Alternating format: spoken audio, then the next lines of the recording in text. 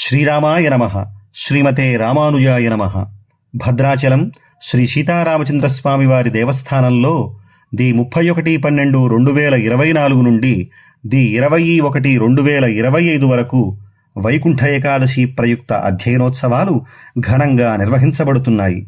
సూర్యుడు ధనురాశిలోకి ప్రవేశించిన తరువాత వచ్చే శుద్ధ ఏకాదశికే వైకుంఠ ఏకాదశి అని పేరు. ఆనాడు ముక్కోటి దేవతలు వైకుంఠంలోని ఉత్తరద్వారం నుండి శ్రీ మహావిష్ణువుని దర్శించుకున్న శుభ సమయం కాబట్టి వైకుంఠ ఏకాదశిని ముక్కోటి ఏకాదశి అని కూడా అంటారు. విశేష పుణ్యప్రదమైన ఈ వైకుంఠ ఏకాదశి నాడు చేసే శ్రీరామ దర్శనం భక్తకోటికి ముక్తిప్రదం. ది 31/12/2024 నుండి ది 8/1/2025 వరకు శ్రీ స్వామివారికి రోజుకి ఒకటి చప్పున దశావతార అలంకారాలు కొనసాగుతాయి.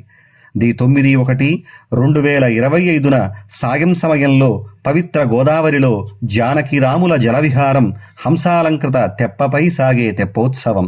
ది 10/1/2025 తెల్లవారుజామున 5 గంటల నుండి 6 గంటల వరకు ఉత్తమోత్తమైన ఉత్తమ ఫలితాలను ఇచ్చే ఉత్తర ద్వార దర్శనం నిర్వహించబడుతున్నాయి.